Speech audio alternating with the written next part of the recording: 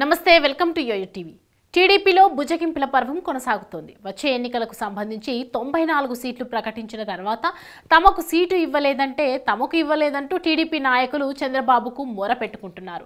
మరికొందరు ఆగ్రహాన్ని కూడా వ్యక్తం చేస్తున్నారు. దీంతో వైసీపీ నాయకులు టీడీపీ నేతల వైపు చాలా దీక్షగా చూస్తున్నారు. ఎవరైనా అంటే చాలు పిలిచి పార్టీలో చేర్చుకొని కండువా కప్పేసుకునేందుకు రెడీగా ఉన్నారు. అయితే ఏ ఒక్కరూ ముందుకు రాలేదు. మరోవైపు వైసీపీ వ్యూహాలను ముందుగానే ఊహించిన చంద్రబాబు నాయకులతో ఎలాంటి శేషభిషలు లేకుండా తనే స్వయంగా ఫోన్స్ చేసి ఇంటికి పిలిపిస్తున్నారు. వారితో కలిసి భోజనం చేస్తున్నారు. ఏ పరిస్థితిలో 94 మందిని ఎంపిక చేయాల్సి వచ్చిందో వారికి సవివరిస్తున్నారు. అంతేకాకుండా వచ్చే ఎన్నికల్లో పార్టీని గెలిపించుకోవాల్సిన బాధ్యత ఎంత ఉందో వివరిస్తున్నారు. ఇలా వచ్చిన వారికి ఏదో ఒక హామీని ఇచ్చి పంపిస్తూ ఉన్నారు. వీటిలో నామినేటెడ్ పదవులు, మంత్రి పదవులు కూడా ఉండడం గమనార్హం.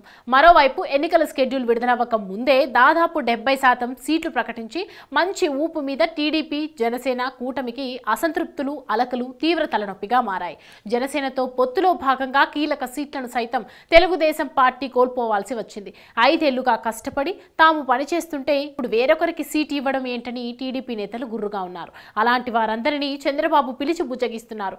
మరికొందరు పార్టీకి వ్యతిరేకంగా సమావేశాలు నిర్వహించడం పైన ఆయన అప్రమత్తమయ్యారు. పార్టీ అధికారంలోకి వచ్చిన తర్వాత ఖచ్చితంగా ప్రాధాన్యం ఉంటుందని బాబు చెబుతున్నారు. మరికొందరికి మలి జాబితా వరకు వేచి చూడమని చెప్తున్నారు.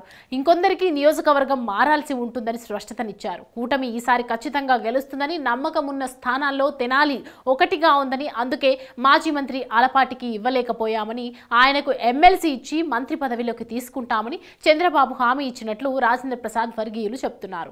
ఆయన శాంతించడాన్ని బట్టి దీనికి బలం చేకూరుతోంది. మొత్తానికి చంద్రబాబు వైసీపీకి ఛాన్స్ ఇవ్వకుండా ఫుల్ స్కెచ్తో ముందుకు సాగుతుండడం గమనార్హం.